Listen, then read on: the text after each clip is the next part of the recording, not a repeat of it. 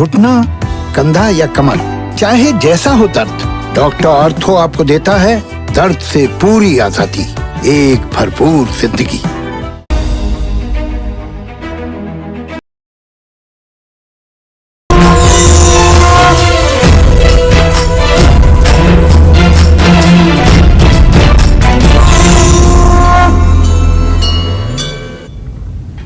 नमस्कार, आप देख रहे हैं कालचक्र। मैं हूं आपके साथ रोमिता तिवारी और मेरे साथ हैं प्रश्न कुंडली विशेषज्ञ पंडित सुरेश पांडे जी। पंडित जी, बहुत स्वागत है आपका कार्यक्रम में। लालची बना देगा, घमंडी बना देगा, आलसी बना देगा केतु। कैसे किस्मत बिगाड़ देगा केतु, जानने के लिए देखिए कालचक्र। जी हाँ, हर व्यक्ति की कुंडली अलग अलग होती है और ग्रहों की स्थिति भी अलग अलग। ऐसे में केतु ग्रह भी हर व्यक्ति की कुंडली में स्थिति के अनुसार अच्छा या बुरा फल देते हैं। ऐसे में आज पंडित जी आपको बताएंगे कुंडली में केतु की कैसी स्थिति आपको परेशानी और संकट में डाल सकती है। कुंडली में केतु की कैसी स्थिति में आपको कौन सी सावधानी बरतना जरूर चाहिए, किन आदतों को छोड़ देना चाहिए, और केतु की काली छाया से अगर आप बचना चाहते हैं तो कौन से आसान और अचूक उपाय आपको करने हैं, इसके बारे में भी आज प्रश्न कुंडली विशेषज्ञ पंडित सुरेश पांडे जी आपको बताने वाले हैं। तो बने रहिए हमारे साथ और देखते रहिए कालचक्र। अपनी चर्चा को शुरू करें। आइए उससे पहले जान लेते हैं आज का शुभ मुहूर्त। 7 मई 2021 दिन शुक्रवार। आज वैशाख कृष्ण पक्ष की एकादशी तिथि है। ये एकादशी तिथि दोपहर 3:32 तक रहेगी। इसके बाद द्वादशी तिथि शुरू होगी। पूर्वा भाद्रपद नक्षत्र दोपहर 12:26 तक है। इसके बाद उत्तरा भाद्रपद नक्षत्र शुरू होगा। वैधृति नाम का योग शाम 7:31 तक है। इसके बाद विषकुंभ योग शुरू होगा। आज वल्लभाचार्य जयंती है, बरूथिनी एकादशी है। आज के कुछ अशुभ मुहूर्त भी हैं, उन्हें भी आप जान लें। जैसे आज है शुक्रवार, तो राहु काल रहेगा 10:30 बजे से दोपहर 12 बजे तक, और यमगंड काल रहेगा दोपहर 3:39 से 5:19 तक। देखिए, इन समयों में किसी प्रकार के कार्य का शुभारंभ न करें और न ही दूर की यात्रा के लिए इस समय में प्रस्थान करें, ध्यान रखिएगा। चलिए अपनी चर्चा को शुरू करते हैं। कुंडली में केतु ग्रह अगर पहले घर में बैठे हो और कमजोर हो तो व्यक्ति के जीवन में कौन सी मुश्किलें आती हैं, ऐसे लोगों को कौन सी सावधानियां बरतनी चाहिए, साथ ही केतु के बुरे प्रभाव से बचने के लिए आपको क्या उपाय करने हैं, आइए पंडित जी से हम जान लेते हैं। पंडित जी, सबसे पहले तो ये बता दीजिए कि अगर केतु कमजोर है या जहाँ पर होना चाहिए कुंडली में वहाँ पर नहीं है, तो वो कौन से संकेत है जिससे हम ये समझ सकते हैं कि किसी भी व्यक्ति का केतु खराब चल रहा है या दुष्प्रभाव दे रहा है? देखो, ऐसा है रोमिता, केतु के बारे में कुछ बताने से पहले एक बात जान लीजिए कि यद्यद भाव गते राहु केतुश्च जनने निराम यद्यद भावे संयुक्तम तत्फलम तत्सेदलम। ये बृहद पाराशर होरा शास्त्र का मंत्र है। इसका मतलब ये है कि केतु और राहु जिन ग्रहों के स्थान में बैठते हैं, उन ग्रहों का जिस तरह से बल होता है उसी तरह से ये फल देते हैं। केतु और राहु कोई स्वतंत्र ग्रह नहीं है। अच्छा। ये वैसा ही फल देंगे, जिसके साहचर्य या जिसके स्थान में रहेंगे वैसा ही फल देंगे। ये नहीं कोई कह सकता कि केतु बुरा ही करेगा, ये नहीं कोई कह सकता कि केतु अच्छा ही करेगा। अगर केतु उस ग्रह के घर में है जो ग्रह उच्च बल में है, पारावतांश में है, ऐरावतांश में है, बहुत मजबूत स्थिति में है, केतु उसके लिए वरदान बन जाएगा। लेकिन यदि केतु किसी ऐसे ग्रह के घर में है जो नीच का है, जो अस्त है, जो पीड़ित है, तो केतु वहाँ अनर्थ मचाएगा। तो केतु और राहु ये छाया ग्रह हैं। हम ये कहना चाहते हैं केतु और राहु छाया ग्रह हैं। एक ही ग्रह के दो भाग, कमर के ऊपर का भाग शिखी अर्थात केतु, कमर के नीचे का भाग राहु। ठीक। हमारे यहाँ एक कथा प्रचलित है। समुद्र मंथन जब हुआ तो अमृत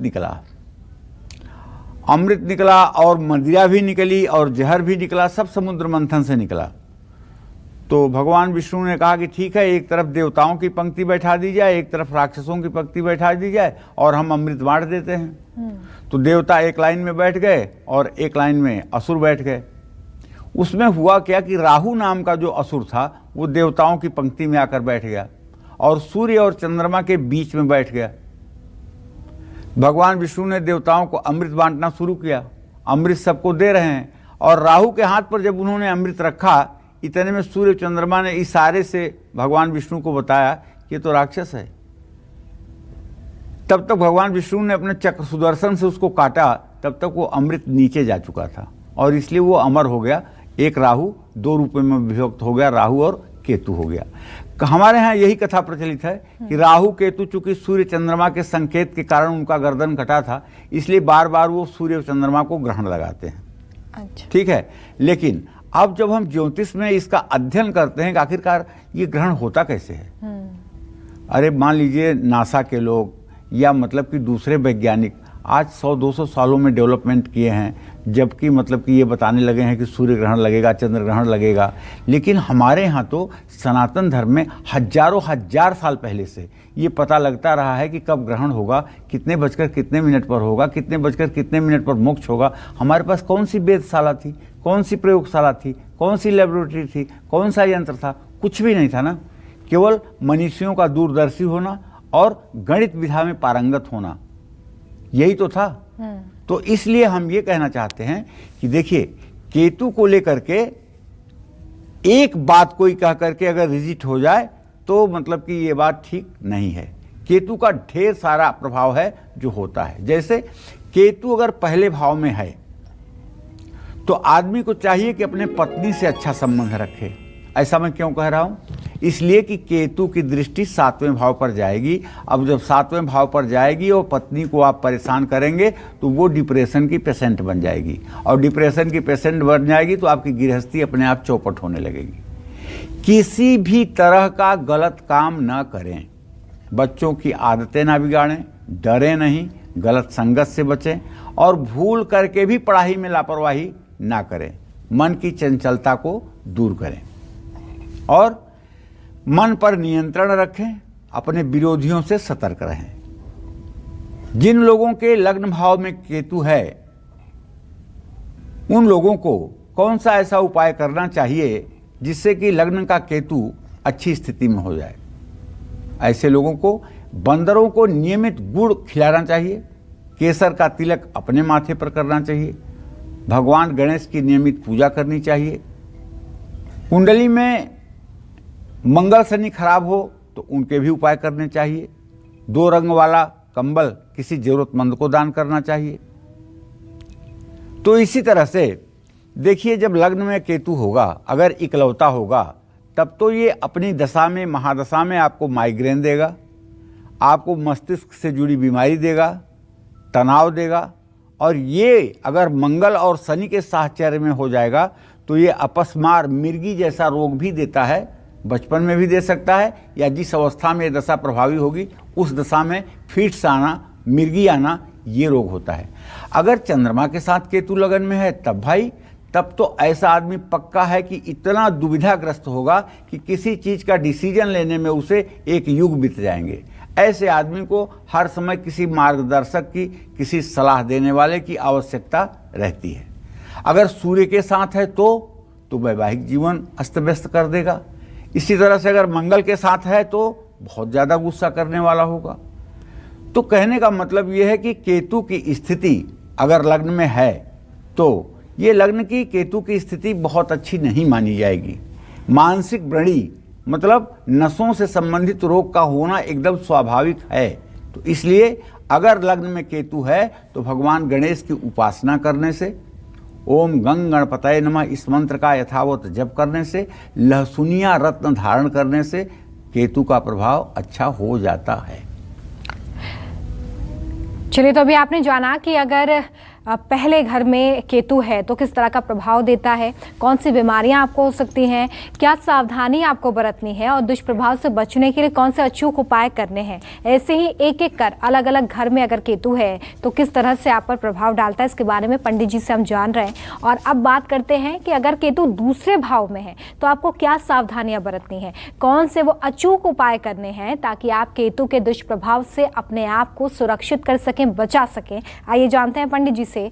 पंडित जी, अगर दूसरे भाव में केतु है तो कौन से संकेत मिलते हैं, और साथ ही ये भी बता दीजिए कि क्या सावधानी रखनी है, किन आदतों को बदल देना है, क्या बिल्कुल नहीं करना है। देखो, ज्योतिष शास्त्र में जो दूसरा भाव होता है, लग्न के बाद का जो भाव होता है, उससे प्राय हम धन की स्थिति, मुखाकृति, खान पान और कुटुंब की स्थिति, परिवार की स्थिति, इतनी चीज़ों का अध्ययन करते हैं। और पत्नी के आयुर्दाय का भी मूल्यांकन द्वितीय भाव से किया जाता है। अगर आपकी जन्म कुंडली के दूसरे भाव में केतु है तो अपनी माँ का ध्यान आपको रखना चाहिए।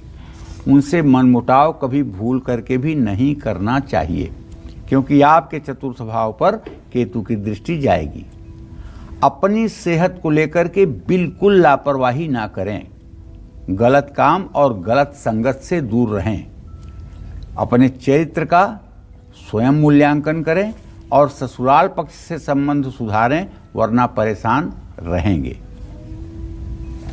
अपने खर्चे संभालें, अपने धर्म के विरुद्ध ना जाएं, पैतृक संपत्ति को लेकर सावधान रहें। और केतु भ्रम का ग्रह तो है ही है ना, तो किसी चीज को लेकर के भ्रमित होने से बचें। फालतू के कार्यों में धन व्यय न करें, पैसा खर्चा करने के पहले 4 बार सोचें। इसी तरह से अगर आपकी जन्म कुंडली के द्वितीय भाव में केतु है तो आप क्या उपाय करें कि सचमुच में जीवन आपका अच्छा हो जाए। तो मेरे कहने का मतलब यह है कि आपको नित्य अपने माथे पर हल्दी या केसर का टीका लगाना चाहिए। गुरुवार या एकादशी का व्रत आपको जरूर करना चाहिए, लेकिन यदि आप सुहागिन महिला हैं तो एकादशी का व्रत तब करें जब आपके पति आपको आज्ञा दें। कुत्ते को रोटी खिलाना चाहिए और मंदिर में श्रमदान करना चाहिए। देखिए, द्वितीय भाव जो है वो धन का स्थान है। केतु जब द्वितीय भाव में बैठेगा तो पैसे का मिसयूज कराएगा। द्वितीय भाव कुटुंब भाव है। केतु अगर वहाँ बैठेगा और किसी पापग्रह के साथ बैठेगा तो परिवार में रोग व्याधि की अधिकता रहेगी। ऐसे परिवार में बार बार अकाल मृत्यु की भी संभावना रहेगी। केतु का द्वितीय भाव में होना और केतु के ऊपर शनि, मंगल, इन पापक ग्रहों की दृष्टि होना एक बहुत हानिकारक माना जा सकता है।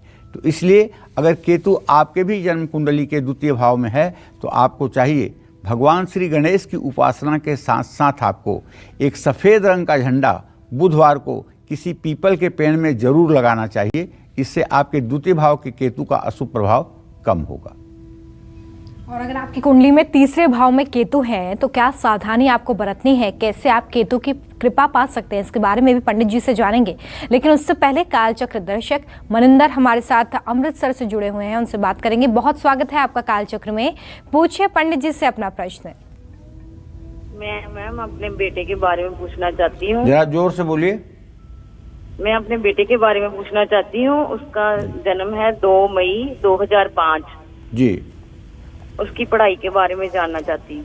चलिए मनिंदर जी, मैं बता देता हूँ आपको कि आपके पुत्र भाव का स्वामी है बृहस्पति और उससे पंचम भाव का स्वामी है मंगल। बृहस्पति और मंगल की पंचम नवम दृष्टि है। बहुत ही सुंदर पढ़ाई का भविष्य है, बिल्कुल चिंता न करें। बहुत अच्छा पढ़ाई करेगा और बहुत अच्छा पढ़ाई करेगा। अपने बेटे को सेना में, नेवी में, एयरफोर्स में भेजने के लिए अभी से तैयारी कीजिए, क्योंकि इसके कंधे पर स्टार होगा, ये बात दिख रही है स्पष्ट रूप से। डॉक्टर, इंजीनियर बनाने के बारे में मत सोचिएगा। इन्हें मिलिट्री में, एयरफोर्स में, नेवी में किसी बड़े पद पर नौकरी मिल सकती है। इसी क्षेत्र के लिए इनकी एजुकेशन को आप आगे बढ़ाइएगा। और आइए पहले और दूसरे भाव के बाद अब बात तीसरे भाव की करेंगे। आप आज जान रहे हैं पंडित जी से कि केतु अगर अलग अलग भाव में बैठा हुआ है तो किस तरीके से आप पर असर डालता है, कैसे आप दुष्प्रभाव से बच सकते हैं। और अब बात तीसरे भाव की। पंडित जी, अगर तीसरे भाव में केतु बैठा है कुंडली में तो किस तरह से असर डालता है, और कौन सा अचूक उपाय हमारे दर्शक करें कि केतु की कृपा मिल सके? देखिए, पहली बात तो ये कि केतु पापग्रह है। दूसरी बात यह है कि तीसरा भाव भी पापस्थान है। लाभा रैत्यध्यपा पापा रंध्रेसु न शुभ प्रद। ज्योतिष में स्पष्ट पाराशर लिखते हैं कि लाभ माने 11वां, अरि माने 6वां, त्रय माने तीसरा, रंध्रेस मतलब 8वां। ये भाव अच्छे नहीं होते, तो तीसरा भाव अच्छा नहीं होता। केतु भी पापग्रह है, तो आप जानते हैं केतु तीसरे भाव का जितना अच्छा हो सकता है उतना अच्छा केतु कहीं अच्छा नहीं होता।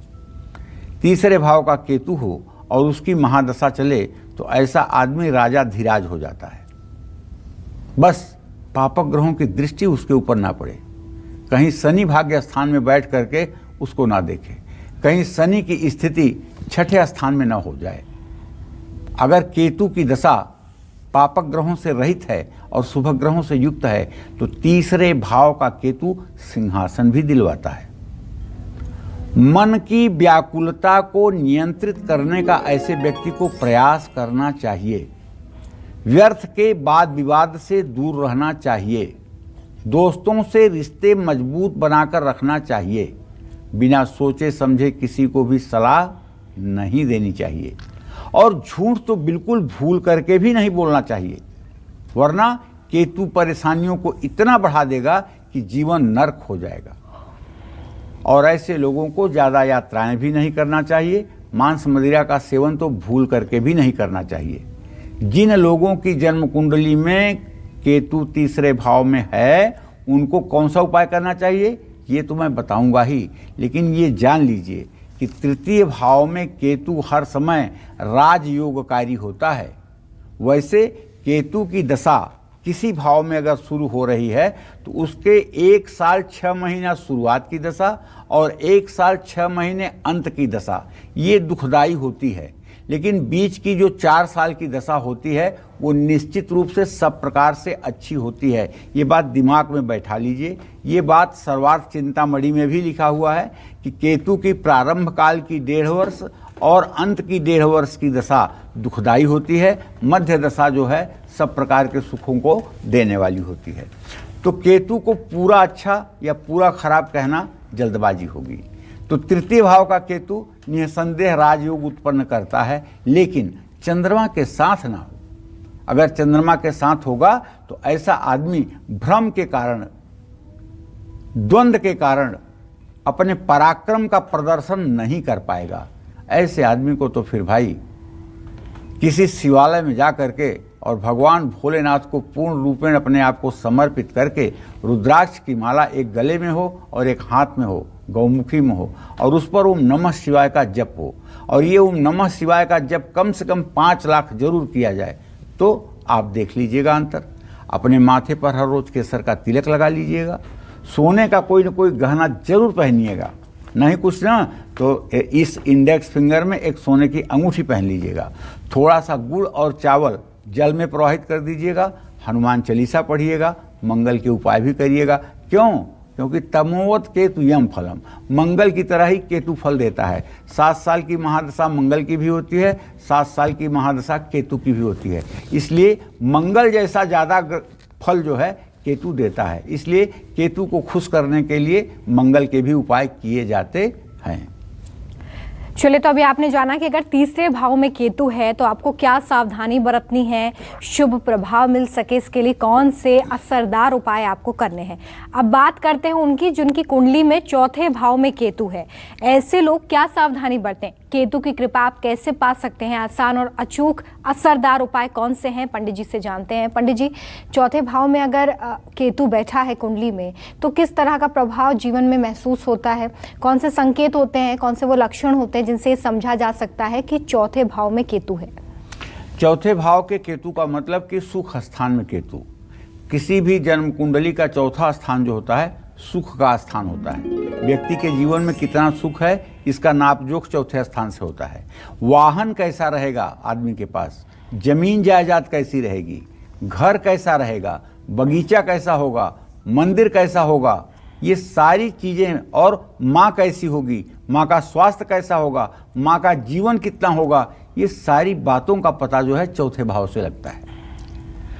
तो भाई अगर चतुर्थ भाव में आपके केतु पहुंच जाए तो आप किसी की आलोचना न करिए। अद्वेष्टा सर्वभूतानाम, समस्त चराचर जगत से किसी से द्वेष मत करिए, आलोचना करने से बचिए और क्रोध न होने पाए इसके लिए भी प्रयास करिए।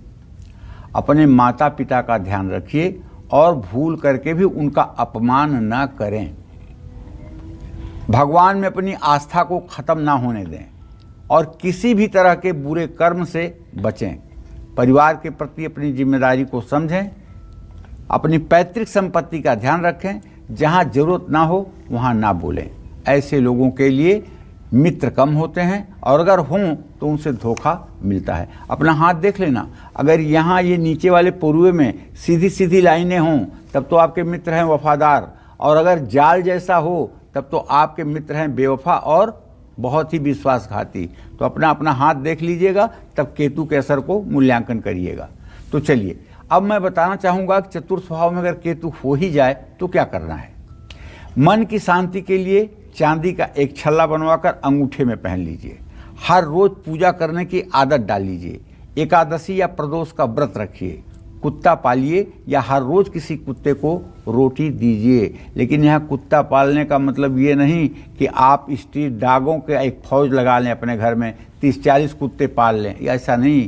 केवल एक कुत्ता पालिएगा, इससे ज़्यादा कुत्ता पालना भी नुकसानदेह होगा। जय माँ विंध्यवासिनी।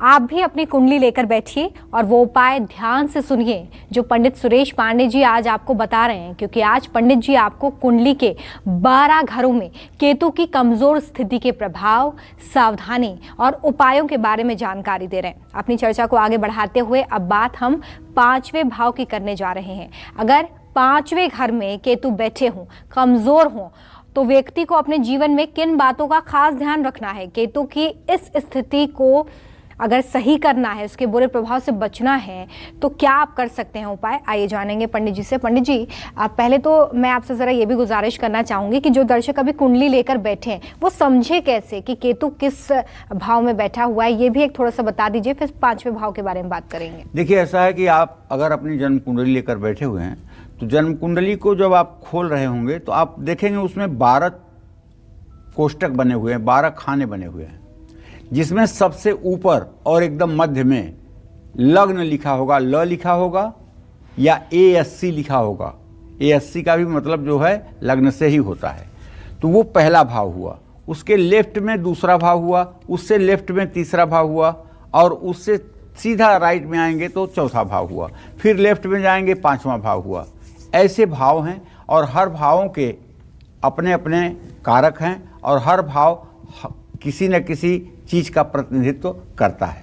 जैसे कुंडली में जो 5वां भाव होता है, ये संतान का भाव होता है, ये विद्या का भाव होता है, ये उपासना का भाव होता है। इससे किसी के संतान की संख्या, किसी के पढ़ाई का अंदाज़ा लगाया जा सकता है। और मानसागरी में तो लिखा हुआ है कि चैकादशे यदि राहु सिख पंचमे स्थितो भवेत सुताननम न दृश्यन्ते यद्यप इंद्रोवप सेव्यते। बहुत बड़ी बात लिखी है भाई। लिखा ये है कि अगर 5वें भाव में राहु हो, 5वें भाव में राहु हो, चैकादशे यदि राहु 5वें भाव में केतु हो और राहु 11वें भाव में हो, तो अगर इंद्र भी आकर के किसी को संतान सुख देना चाहें तब भी वो व्यक्ति पुत्र शोक से हाहाकार करता है। लेकिन ज्योतिष के जानने वालों को चाहिए कि यह योग देखते ही ऐसा फलादेश आप न करें। अगर ऐसा फलादेश आप करेंगे तो सामने वाले का मन टूट जाएगा, सामने वाला निराश होगा और वो भयंकर डिप्रेशन में चला जाएगा। बल्कि आप ये देखिए कि इस 5वें भाव के केतु राहु के दुष्प्रभाव को दूर करने के लिए क्या 5म भाव के स्वामी का 5म भाव पर दृष्टि है? अगर है तो ताल ठोक कर कहिए कि आपको संतान प्राप्ति होगी, लेकिन पहली संतान आपकी नहीं रहेगी। चलिए, केतु अगर आपकी कुंडली के 5वें भाव में है तो चरित्र पर दाग न लगने दें। चालाकी, षड्यंत्र और धोखेबाजों से दूर रहें। अपने अधिकारों और शक्तियों का कभी भूल करके गलत प्रयोग ना करें। ऐसे लोगों को कभी लाइसेंस नहीं लेना चाहिए वीपन्स के। ऐसे लोगों को कभी अस्त्र शस्त्र का लाइसेंस नहीं लेना चाहिए, क्योंकि ऐसे लोग बड़े सरल और सज्जन होते हैं, लेकिन हथियार आते ही इनके अंदर इतनी उत्तेजना आ जाती है कि जरा सा हंसी और मजाक में ये क्राइम कर सकते हैं।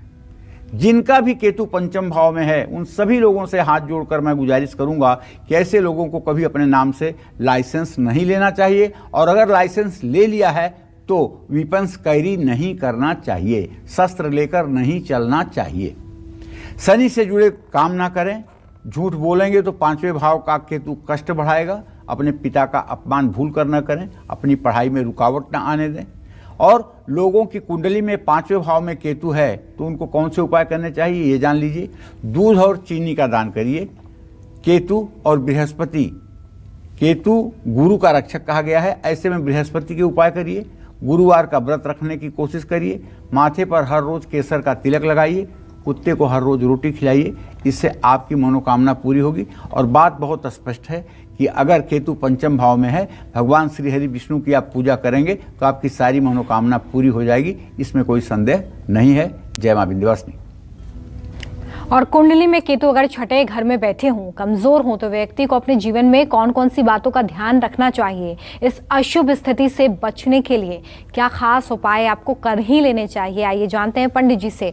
पंडित जी, 5वें भाव के बारे में तो आपने बताया, अब जरा 6वें भाव के बारे में भी बता दीजिए कि 6वें भाव में अगर केतु है तो क्या करें हमारे दर्शक?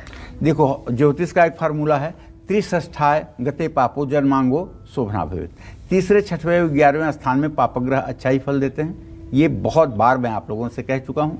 और अब 6ठा भाव जो होता है रोग, शत्रु और मामा का भाव होता है। रोग का भाव होता है, शत्रु का भाव होता है, मामा का भाव होता है। अगर आपकी जन्म कुंडली के 6ठे भाव में केतु है तो अपने पिता और अपने पुत्र का आपको ध्यान रखना चाहिए। अपने भाई बहनों से संबंध मधुर बनाकर रखना चाहिए। फिजूल खर्ची पर नियंत्रण रखना चाहिए। रिश्तेदारों से संबंध न बिगाड़ें। थोड़ी दूरी जरूर बनाकर रखें। मामा से मतभेद टालने का प्रयास करें। झगड़ालू और क्रोधी ना बने। जोश में आकर गलत निर्णय ना लें। जिन लोगों की जन्म कुंडली के 6ठे भाव में केतु है भाई, उन सभी लोगों को चाहिए कि बृहस्पतिवार को शुभ कार्य करने का प्रयास करें। हल्दी वाला दूध पिएं।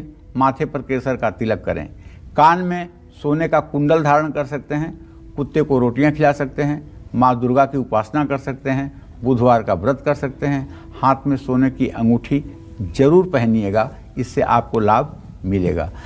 केतु अगर आपकी जन्म कुंडली के 6ठे भाव में है और उसके साथ अगर किसी पापग्रह की युति है तो मैं आपसे बस एक ही चीज कहना चाहता हूं, भगवती दुर्गा की आराधना आपके लिए वरदान साबित होगी। जय मां विंध्यवासिनी।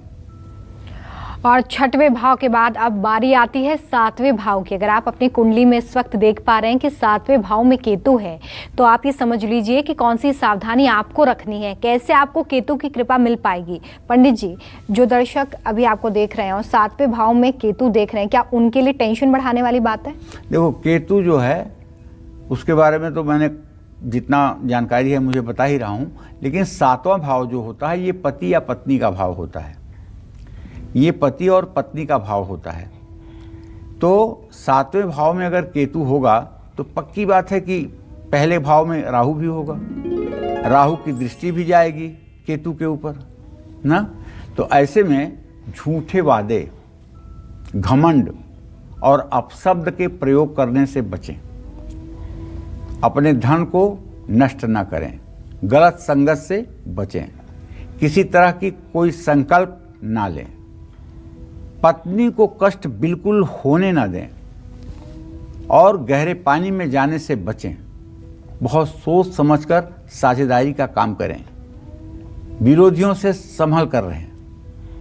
जिन लोगों की कुंडली में 7वें भाव में केतु है, अगर केतु अकेला है तब तो कोई बात नहीं, अगर केतु शनि के साथ है, सूर्य के साथ है, मंगल के साथ है, तो ऐसे लोगों के प्रायः 2 विवाह होते हैं और आजीवन पति या पत्नी बीमारी से ग्रसित रहते हैं। तो भाई अगर ऐसा कोई सुयोग या दुर्योग आपकी भी कुंडली में है तो आपको ओम कें केतवे नमः इस मंत्र का 10 माला जप 81 दिन तक रुद्राक्ष की माला पर करना चाहिए और उसके बाद 7 अनाज 1-1 किलो और 1-2 रंग वाला कंबल किसी जरूरतमंद को दान करना चाहिए। केसर का तिलक माथे पर लगाना चाहिए। अपने घर और अपने कपड़े और अपना बेड साफ सुथरा रखना चाहिए। माँ लक्ष्मी या दुर्गा की उपासना करना चाहिए। गुरुवार को कुत्ते को रोटी खिलानी चाहिए। गुरुवार का उपवास आपके लिए आवश्यक है, लेकिन नमक भूल करके भी ना खाएं और शुक्रवार का उपवास रखें तो खटाई ना खाएं। गंभीर संकट आए तो बृहस्पति का उपाय करें। जय मां विंध्यवासिनी।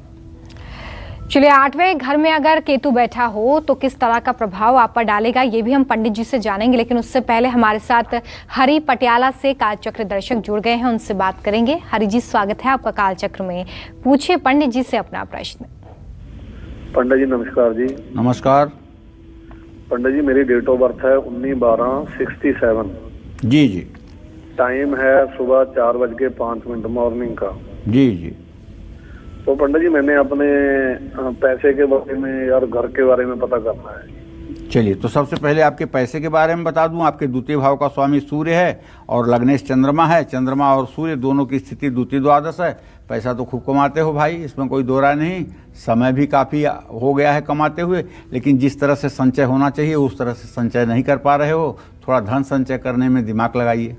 पैसा कमाते तो अच्छा हो, इसमें कोई दो राय नहीं, लेकिन धन संचय की स्थिति ठीक नहीं हो पा रही है, इसके बारे में थोड़ा सा ध्यान देने की ज़रूरत है। जहाँ तक घर का प्रश्न है तो चंद्रमा से चतुर्थ भाव में मंगल की स्थिति है। बुध और बृहस्पति की स्थिति चतुर्थ दशम बनी हुई है। अभी आपके मन के अनुरूप आपका मकान नहीं हो पाया है। मकान तो है लेकिन मन के अनुरूप नहीं है। जैसा आप कल्पना करते हैं, जैसा आप सोचते हैं, ऐसा मकान होने में हमें लगता है कि 17 जनवरी 2023 के बाद का समय आपके लिए शुभकारी होगा। और आइए बात करेंगे 8वें घर में बैठे केतु की। अगर कमजोर स्थिति में केतु 8वें घर में बैठा है तो किस तरह का प्रभाव आप पर डालेगा, पंडित जी से जानते हैं। पंडित जी, अगर 8वें घर में केतु बैठा है तो किसका ये स्थान होता है, कैसा प्रभाव देखने के लिए मिलता है? देखो, जन्म कुंडली का जो 8वां स्थान होता है ना, वो मृत्यु का स्थान होता है। किसका स्थान होता है? मृत्यु का। किसी भी आदमी के आयुर्दाय का निर्णय करने के लिए अष्टम भाव भी देखा जाता है, अष्टमेश भी देखा जाता है, अष्टम भाव का कारक ग्रह भी देखा जाता है। तो कहने का मतलब केवल मृत्यु नहीं, इससे गुदा मार्ग का भी ध्यान होता है। अगर किसी को पाइल्स, बवासीर, अर्श, भगंदर इस तरह का कोई रोग है तो उसकी कुंडली का अष्टम भाव जरूर दूषित होगा। उस पर मंगल, केतु, शनि, राहु की दृष्टि जा रही होगी। और केतु पंचम भाव में हो तो ऐसा आदमी केतु की दशा में भूत प्रेत जैसे शक्तियों से भी ग्रसित होता है। और अगर केतु सचमुच में अष्टम भाव में हो, शुभग्रह की दृष्टि हो, तो ऐसा आदमी आध्यात्मिक चेतना वाला और गुप्त विद्याओं का जानकार भी होता है। तो भाई अपने चरित्र का ध्यान रखिए, किसी को उधार मत बांटिए, क्योंकि आप जो दे देंगे वो वापस नहीं मिलेगा। शरीर में कोई रोग है तो नज़रअंदाज न करिए। पत्नी और बच्चों से संबंध मधुर बनाकर रखें। किसी भी तरह का गलत काम या गलत संगत से आपको बचना चाहिए। गाड़ी बहुत संभल कर चलाइए और लोगों की बद्दुआ लेने से बचिए। जिन लोगों की कुंडली के 8वें भाव में केतु है उनको जानते हैं, सबसे पहला उपाय जो करना चाहिए वो ये कि हनुमान चालीसा का पाठ करना चाहिए। माथे पर केसर का तिलक लगाना चाहिए और केसर का तिलक लगाने के बाद बुधवार के दिन किसी बकरी के बच्ची को घास भी खिलाना चाहिए। कान में सोने के कुंडल पहनना चाहिए। भगवान गणेश की उपासना करनी चाहिए। जो लोग अष्टम भाव में केतु हो और श्वेतार्क के गणेश की पूजा करें तो उनकी मनोकामना सद्य पूर्ण होती है। श्वेतार्क के गणेश समझ रहे हो? वो अकवन का पेड़ जो होता है, जब 5 साल का हो जाता है, उसकी जड़ को आप खोदोगे तो उसमें से स्वयंभू गणेश प्रकट होंगे। आपको गणेश की रचना जड़ में मिलेगी और वो ठीक ढंग से उसकी कटिंग करके अगर उस पर आप सिंदूर और चमेली के तेल का लेप करके और आसन रख करके उस पर आप अपने घर में स्थापना कर लें शुभ मुहूर्त में, तो जन्म जन्मांतर की 7 जन्मों की दरिद्रता आपके घर की दूर हो सकती है। ये श्वेतार्क गणेश की महिमा है कलयुग में। तो ये सब तो करिएगा। किसी जरूरतमंद को 2 रंगों वाला कंबल भी दान करिएगा। इन सब चीज़ों से हाँ, अगर पाइल्स, बवासीर या किसी प्रकार का ऐसा रोग है जो आपके रेक्टम और गुदा मार्ग से संबंधित है, तो आपको किसी तीर्थ में जा करके अपने पितरों के लिए त्रिपिंडी श्राद्ध भी करना चाहिए और गया श्राद्ध भी करना चाहिए। 8वें का केतु ये भी संकेत करता है कि आपके पितर असंतुष्ट हैं और वो मतलब कि पीड़ित हैं, इसलिए आप कष्ट पा रहे हैं। आपकी कुंडली में केतु 9वें घर में बैठे हैं, कमजोर हों, तो आपको अपनी लाइफ में किन बातों का खास ध्यान देना है? केतु की इस अशुभ स्थिति से पार पाने के लिए कौन से उपाय आपको कर लेने चाहिए? आइए जानेंगे पंडित जी से। पंडित जी इसके बारे में बताइए। देखिए, केतु की स्थिति 9वां भाव भाग्य स्थान को कहते हैं। स्थिर कारक में ये पिता का भी स्थान होता है, वैसे तो ये धर्म का स्थान होता है। कौन आदमी कितना धार्मिक है, कितना अधार्मिक है, अगर आप इसका मूल्यांकन करना चाहते हो तो उसके 9वें भाव का अध्ययन कर लो। आदमी का धर्म अधर्म दोनों पता चल जाएगा। और 9वें भाव का अगर स्थिर कारक सूर्य है तो आप ये मान के चलिए कि 9 में से अगर अच्छा है तो पिता का सुख अच्छा है। वैसे तो 10म भाव से पिता का विचार होता है, लेकिन बिना 9वें भाव के पूर्णता के 10म भाव से विचार करना जल्दबाजी होती है। आपको चाहिए कि आप कभी बच्चों का अपमान न करें और बच्चों को समझने की कोशिश करें। आपको अपने माँ की भी सेवा करनी चाहिए, क्योंकि जिन लोगों के 9वें भाव में केतु होता है उनकी माँ को नसों से संबंधित बीमारी होती है, उनकी माताएं डिप्रेशन की शिकार होती हैं। और दुनियादारी जो कहती है लोकमत को, उसके विरुद्ध जाकर कोई काम मत करिए। और भूल करके भी चाहे जितना बड़ा आपको अवसर मिले बेईमानी ना करिए, वरना हिसाब किताब ऐसा चुकता होगा कि आप जिंदगी भर पछताएंगे। धन, समय और मेहनत की बर्बादी ना करें। दान पुण्य करने से पीछे ना हटें। गलत संगत और बुरे कार्यों से दूर रहें। जानते हैं, एक तो 9वां भाव हुआ ये जन्म कुंडली में, एक जन्म कुंडली में कारकांश कुंडली भी होती है। कारकांश कहोगे क्या होता है, तो मैं बताना चाहता हूं, जन्म कुंडली में जो सबसे अधिक अंश पर ग्रह होता है 7 ग्रहों में, सूर्य, चंद्रमा, मंगल, बुध, बृहस्पति, शुक्र, शनि, राहु केतु को छोड़ के, इन 7 ग्रहों में जो सबसे ज्यादा डिग्री पर ग्रह होता है वो होता है आत्मकारक। क्या होता है? आत्मकारक। उससे कम वाला जो होता है वो अमात्य कारक, उससे कम वाला जो होता है भातृकारक, उससे कम वाला जो होता है मातृकारक, उससे कम वाला जो होता है पितृकारक। तो इस तरह से कारक होते हैं। तो अगर कारकांश कुंडली में जिस नवांश में कारक बैठा हुआ है उस नवांश को लग्न मान करके अगर ग्रहों की स्थापना की जाए और ऐसे में केतु 9वें या 5वें स्थान में बैठ जाए और उसको बृहस्पति देखें, तो ऐसा व्यक्ति जन्मजात ज्योतिषी होता है।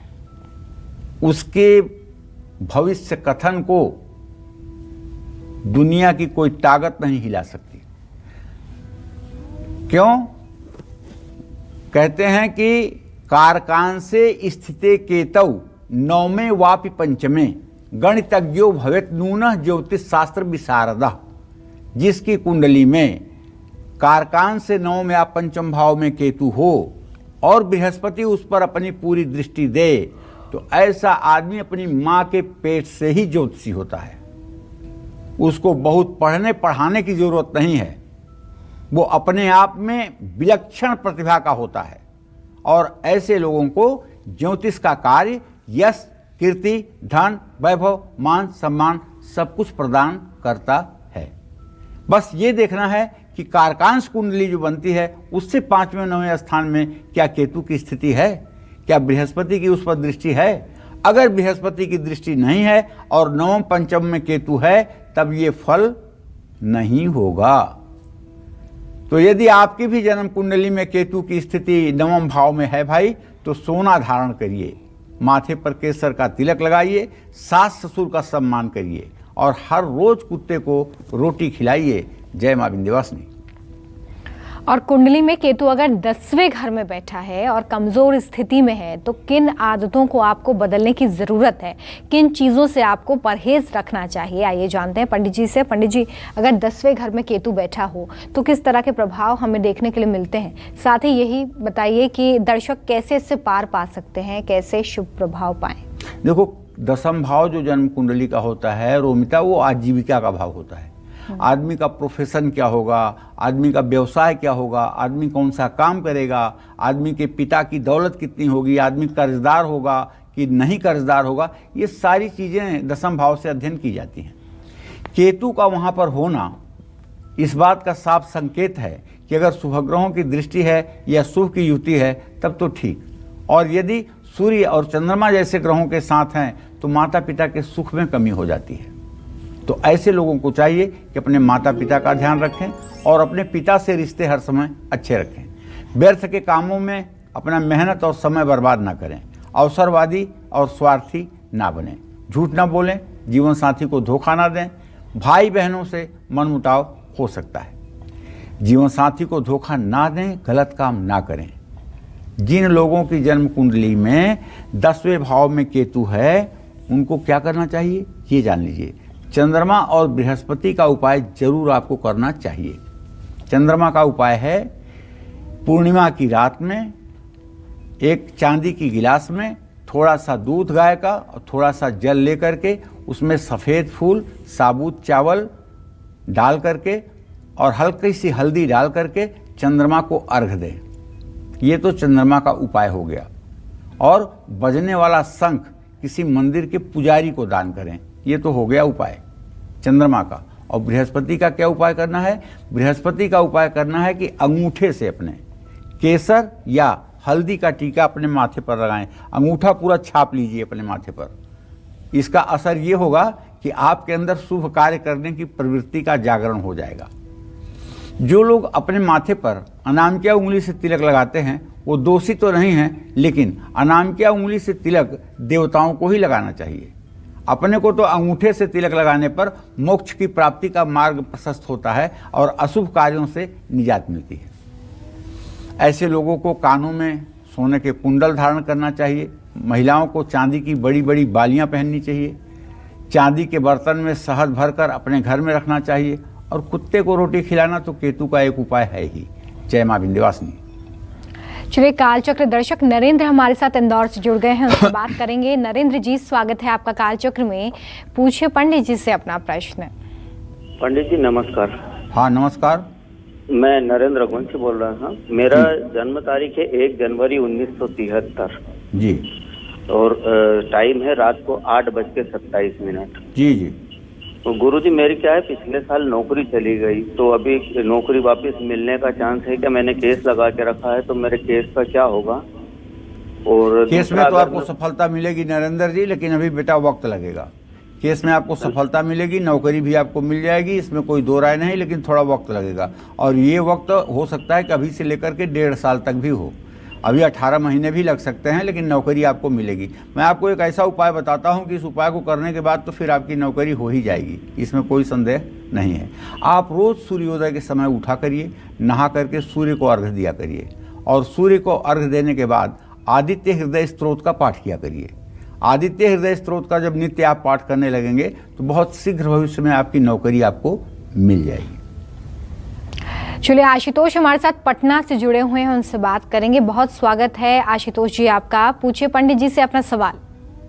हेलो, प्रणाम पंडित जी। हाँ, सदा सुखी रहो आशुतोष। पंडित जी, मेरा जन्म 4 दिसंबर 1987 को है, सुबह में 5:50 पे। जी पंडित जी, मैं जानना चाहता हूँ कि मुझे नौकरी कब लगेगी, यदि नहीं लगेगी तो किस चीज का बिजनेस करूँगा तो मेरे लिए अच्छा रहेगा? अरे, शुक्र शनि का पंचम नवम संबंध है, नौकरी कैसे नहीं लगेगी? ये बात दूसरी है कि सरकारी नौकरी नहीं लगेगी। अब ये बात भी है कि हाँ 32वां साल शुरू हो रहा है, नौकरी में देर हो रही है। तो देखो, व्यवसाय की बात अगर करो आशुतोष तो ये अच्छी तरह से समझ लो, तुम्हारे 10वें भाव में बृहस्पति है, तुम्हें ट्रांसपोर्ट का व्यवसाय फायदा करेगा। अगर खाद्यान्न पदार्थों में व्यापार करना चाहते हो तो दाल का व्यापार करिए। अरहर की दाल, मूंग की दाल, चने की दाल, मसूर की दाल, इन सब दालों का अगर आप अपना व्यवसाय करें और अपने नाम की ब्रांडिंग करें तो इसमें भी बहुत आप आगे जा सकते हैं। दाल की मील लगा सकते हैं, दाल बनाने का प्रोडक्शन करने का तरीका आप अपना सकते हैं। और इस तरह धार्मिक जो मतलब कि धार्मिक सामग्री, पूजा पाठ की सामग्री होती है, इसकी मैन्युफैक्चरिंग या इसका फिर डिस्ट्रीब्यूशन कर सकते हैं। अगरबत्ती, धूप बत्ती, कपूर, इन सब चीज़ों का व्यवसाय आप कर सकते हैं। सब काम आपके लिए लाभकारी है। और किसी धर्म स्थान में अगर आप चाहें, आपके पास जब पैसा हो जाए तो अपना अतिथि भवन या धर्मशाला भी बनाएं, उससे भी आपका भविष्य ठीक रहेगा। अच्छा पंडित जी, ये भी ज़रा बताइए कि ऐसे बहुत सारे लोग होते हैं जिनके पास अपनी कुंडली नहीं होती है, जब उनकी तारीख समय स्पष्ट रूप से पता नहीं होता है। तो हमारे ऐसे दर्शक जिनके पास कुंडली नहीं है, वो केतु को शांत करने के लिए क्या उपाय कर सकते हैं? अगर वो सारे संकेत अपने जीवन में देख रहे हैं जो आप लगातार बता रहे हैं कि केतु के खराब होने के बाद दिखाई देते हैं, तो वो लोग क्या करें केतु को शांत करने के लिए? कौन से खास उपाय करें वो लोग? केतु को शांत करने के लिए आप किसी भी राशि के हैं, गणेश जी की पूजा करना शुरू करिए। ओम गंग गणपतये नमः। अपने आँख के सामने एक अष्टदल पीले कमल की कल्पना करिए और उस पर गणेश भगवान बैठे हुए हैं पीला वस्त्र धारण करके, और आप उनको देखे जा रहे हैं और आप मंत्र कह रहे हैं ओम गंग गणपतये नमः। इस मंत्र को कम से कम 12 मिनट तक आप लगातार बोलिए और श्री गणेश के चरणों पर अपना ध्यान आकृष्ट करिए। निसंदेह यह उपाय केतु को ठीक करेगा, और आपकी कोई भी राशि हो तब भी ये उपाय आपके लिए सार्थक होगा। दूसरी बात, अगर केतु का बहुत बुरा असर दिख रहा है और बीमारी से निजात नहीं मिल रही है, तब 2 रंग वाला कंबल भी दान करना चाहिए। शनिवार के दिन 2 रंग वाला कंबल अगर दान किया जाए तो ये भी फायदेमंद की बात है। और दूसरी बात, 7 तरह के अनाज 1-1 किलो अगर जरूरतमंदों में बांटा जाए तो ये भी फायदे की चीज़ है। चलिए, तो अगर कुंडली नहीं है, केतु बुरा प्रभाव दे रहा है, तो ये तमाम उपाय आप कर सकते हैं जो भी अभी पंडित जी ने आपको बताए हैं।